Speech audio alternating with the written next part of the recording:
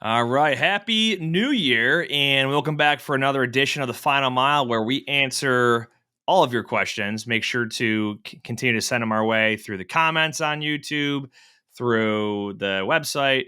I actually didn't pull any from the YouTube comments this week. These all came from Facebook or from our website. So we'll get started right away here. Our first one comes from Gustavo, who asked, how long has double brokering been around, and do you think it'll go away anytime soon? Or is this an issue we have to learn to live with? So Ben, you got in the industry probably about 10 years ago, right? Roughly, maybe a little less. Yeah, give or take. Did you, and double brokering existed then, correct? For sure it did. Yes. And it's probably existed forever since the inception of the market, I would guess. Any kind of like scam has definitely happened, right? Yeah. I think we just noticed double brokering more because the way in which it happened took a sharp right turn. It went from like, hey, I don't have a truck, but I'm going to give it to my buddy or someone else, and all is good. I'll just pay him less, and I still make some money, right? Whereas now, it's like, I don't have a truck, nor do I ever intend to have a truck, and I don't ever intend to pay anybody. I'm just going to take this load, get a quick pay, and then ghost everybody. Well, right? Yes. I was going to say, I used to run into this a lot because, these terms aren't defined by the federal government, some statute, or Webster's for that matter. Not that I guess there's even a dictionary company anymore. But my point is, co-brokerage and double brokerage can be used interchangeably and had been even when I started, right? So I had some of my first customers, I guess now you would say we co-brokered loads, but they were double brokered. I mean, it was a freight broker that was tendering loads to me as a freight broker, and I would book trucks. And that is absolutely an acceptable part of the industry if it is done where everybody is aware that it is being done and everybody has paperwork. Co-brokering, yeah, you got a contract in place, there's transparency on it. Right. Yeah. But my point is, it was absolutely referred to as double brokering. And I mean, you could probably make the case that it was. I think we would now probably say double brokering refers to fraudulent brokering as opposed to co-brokering refers to the legal term that TIA uses is illegal brokerage activities. That's the way that they've put the legal stamp on it of what they're going to officially refer to it as. Because there's been debate for years, is double brokering illegal or is it just frowned upon? And the reality is, if you're not, it depends. If you're a freight broker and you give a load to another freight broker who then uses their authority and brokers it to a truck, no law has been broken. Right. But if you're just a trucking company that doesn't have a brokerage authority, you take a load from a broker and then you rebroker it without a license to do so, now you've broken a law. Yeah, and see, I guess technically it almost kind of makes sense that you could call the second one double brokering, but I'm like, yeah, because technically you rebrokered a load that was brokered to you. But what makes the second one a problem is the person that brokered it doesn't have a freight brokerage license. And that in of itself is what makes it wrong. Not the fact that it was a load that was given to them by a broker.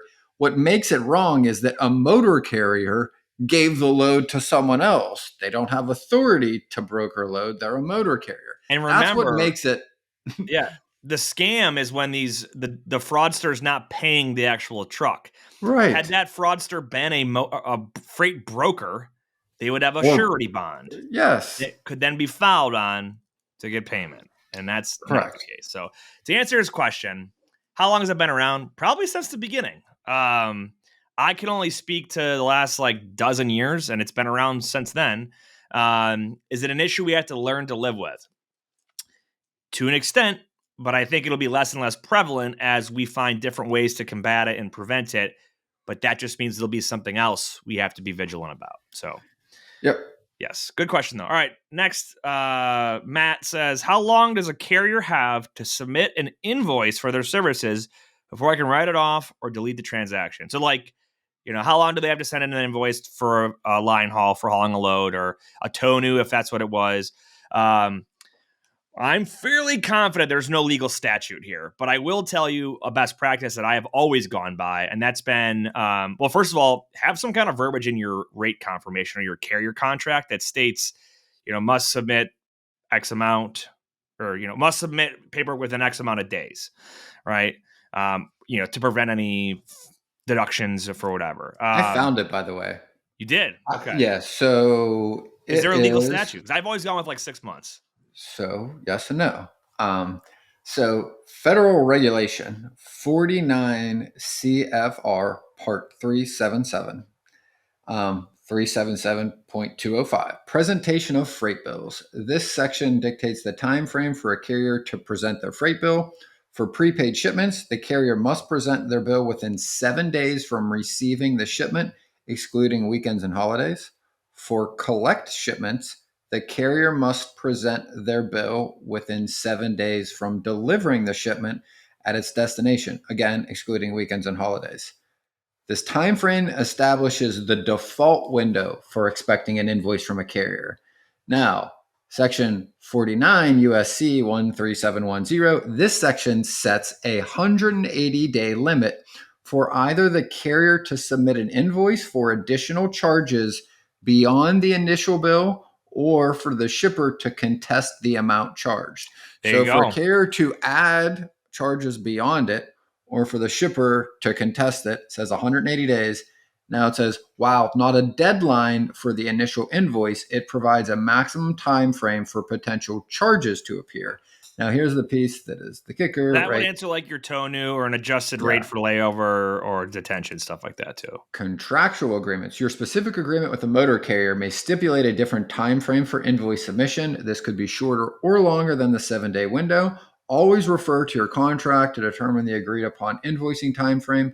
Based on these factors, you can generally consider writing off or deleting an invoice after 180 days from the shipment delivery date, as this covers the maximum potential invoicing window and the time frame specified in your contract if it differs from the federal default. And that's what I've always gone with is 180 days. Now, the reality is you don't want to get to that point. You would hope, I mean, you want to get paid by your customer, right? So you can actually realize that profit. And a lot of times you can't do that until you've got a BOL.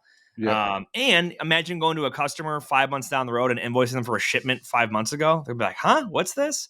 They may have been like, oh, I'm writing this off.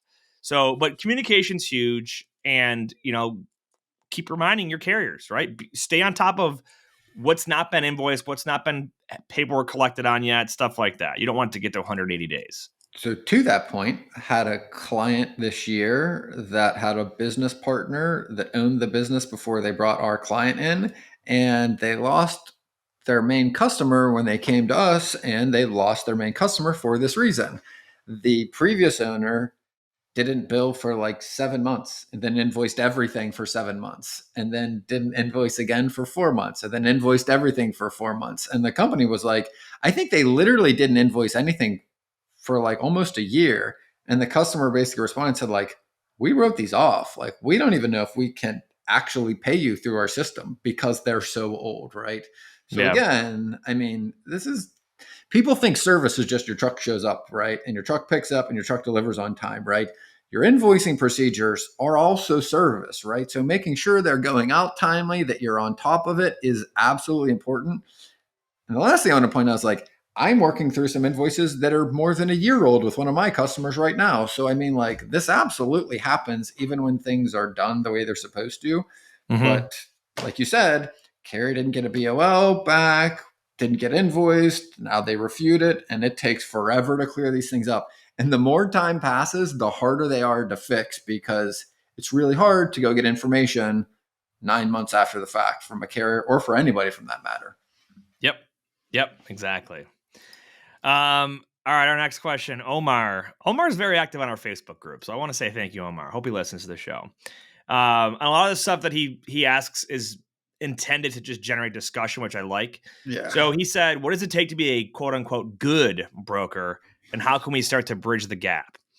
So I will tell you to be a good broker. I'm going to make super Barney style simplify this.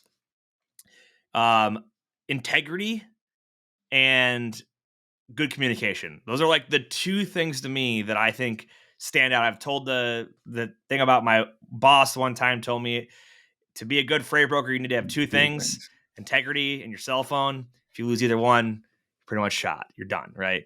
And it's so true because integrity encapsulates a very broad scope of things, right? It's not just telling the truth.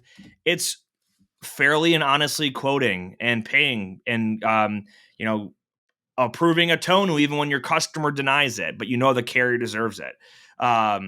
Being honest about how crappy a pickup location might be or a delivery location, like just doing the right thing so your reputation is intact and is a good one. And then communication is like, I always say bad news gets worse with time, like giving timely updates, being quick to give good news, bad news, and indifferent news. So those are the two things to me that I think make a good broker. You should be playing the game per se, where everyone's all working together, from shipper to freight He broker to freeze motor for you. carrier. We're all in it together. What do you think? What makes a good broker? The things that I would add: attention to detail, good listener. I guess considerate is probably under. Considerate? Yeah, it's probably Yeah. under integrity. Yeah. It's good. But because I think about those a lot, right? And I'm reading a book now on listening, and I was curious. One, because I've never found a book on listening, and no one ever talks about it because it's something that's like a passive activity, right?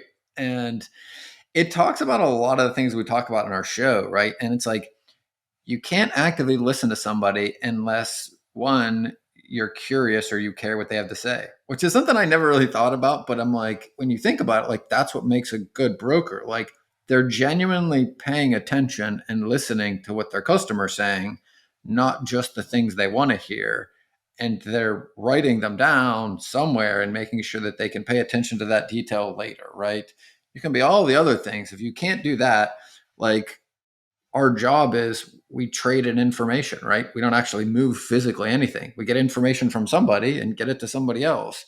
If it doesn't get to the other party intact, then you're not doing your job either. And to me, that's probably a big one that I've Yep. thought more about lately. Yeah, that's good.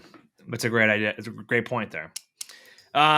Next up, what can I do if a carrier's insurance denies a cargo claim? Have you ever had this happen before, Ben? I got a second one too. I'm going to add to this before this. And what do you do if the carrier doesn't respond to their own insurance to assist you with the claim?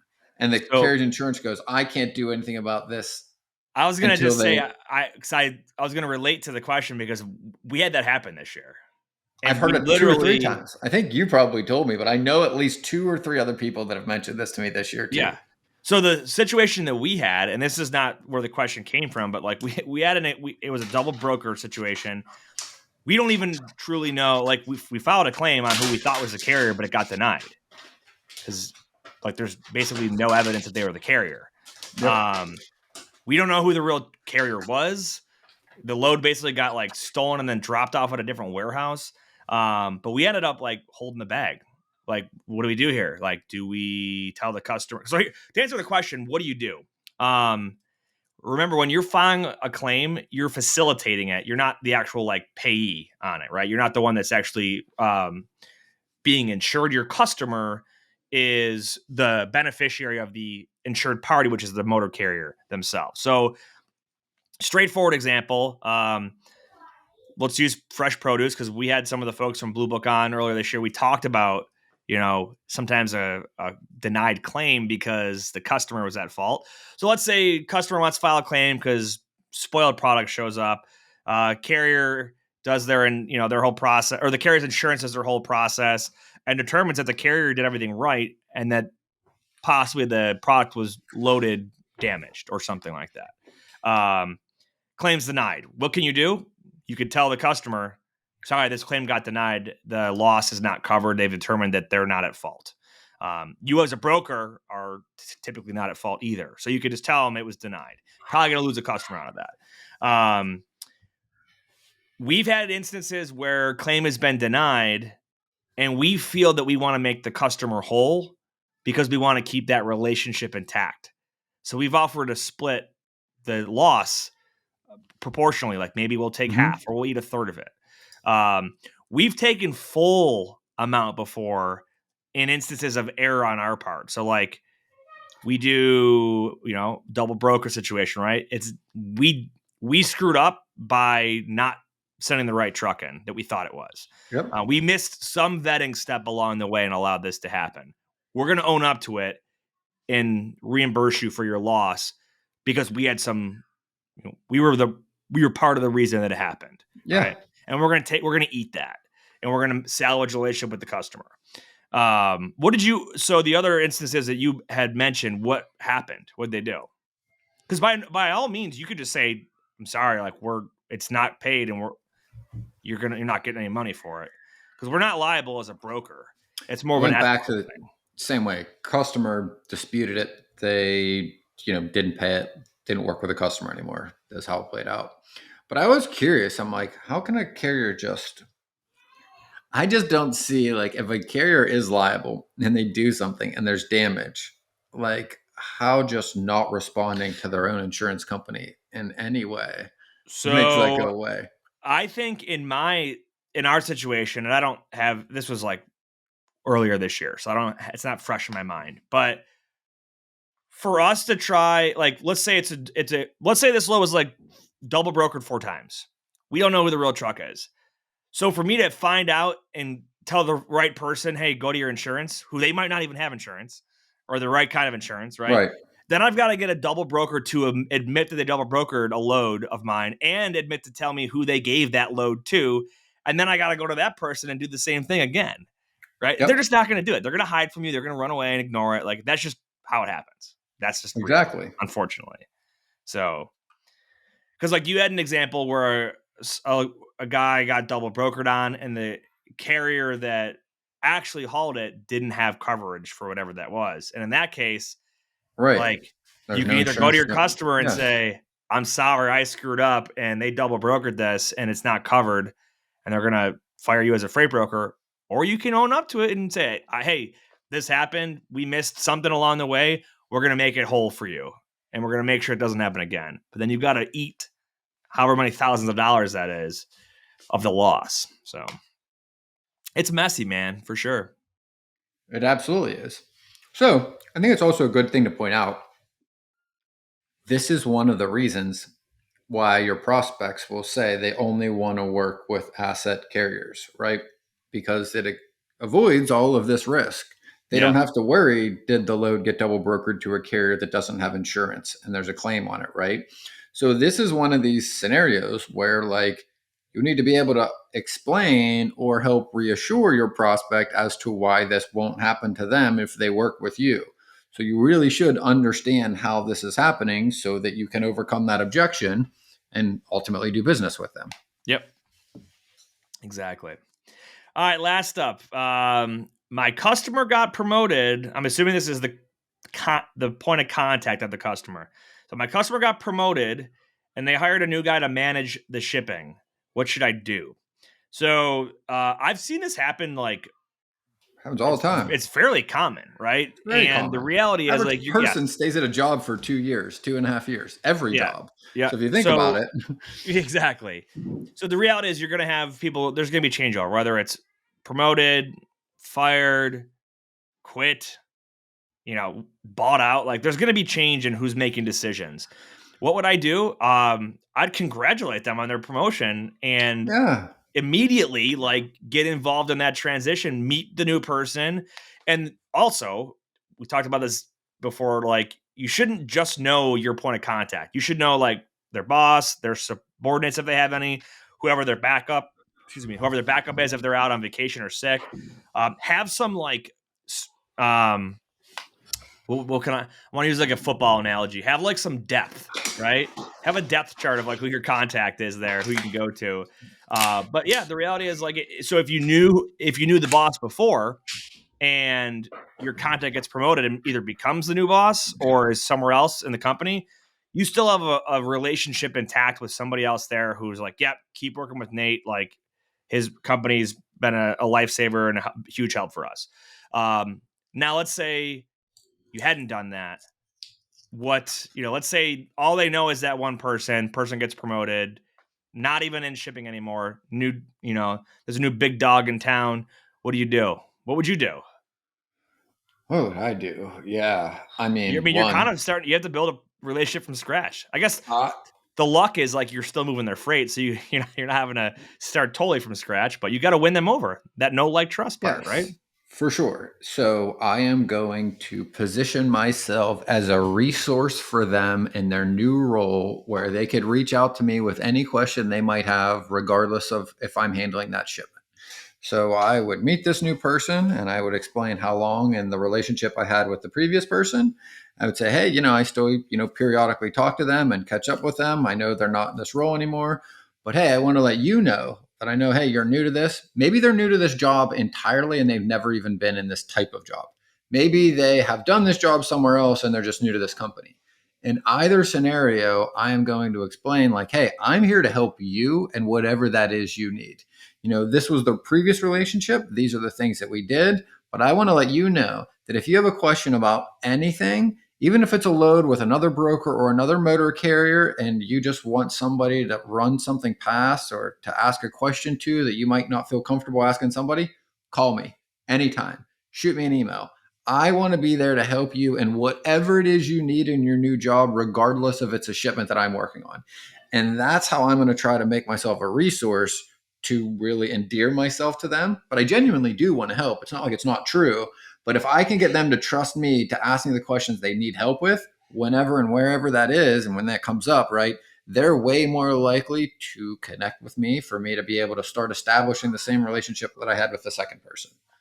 Yeah, so great point, and we'll wrap this up. Is what you just described there as being a helper and not like an asker, right? You're not Yep. going in there like, hey, what I loads need can I this. I move for you used to get today? this. It's how can I help you? Like, how can I help you be successful in this new job? And congrats on getting hired, by the way, for this role. So there's all that. Steven. Um, Yeah. So one Steven, thing I go just ahead. What do wanted you to got? add, one thing I wanted to add to that is when I was in the military, my boss told me, and I've carried this through this job, is if you ever need anything, you need to know somebody 2 levels up. They should know your name. And if you want somebody that needs stuff from you to be in that place of power, the 2 levels below you needs to know your name. And I Yep. do the same thing in sales. So all my Yeah. customers, 2 levels up, 2 levels down, they all know my name. So that way, if somebody gets hired, somebody gets promoted, fired, whatever, somebody knows my name.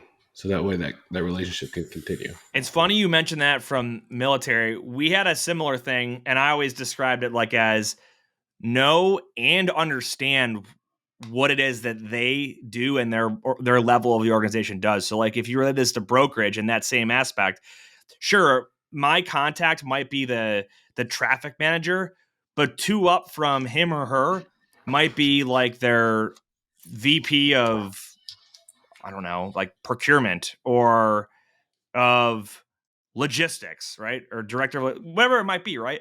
And I have to understand what goes on in boss's head and in boss's world that impacts my guy or my girl here in the traffic booth. So excellent point for sure. For sure. And again, these are great prospecting questions to ask. And it's a great time to meet all these people when you are prospecting because you've got lots of questions that are unanswered, right? Like I always think of it as like one up and one over. Like whoever I'm talking to, I want to know the person above them and the person to the side on either or, right?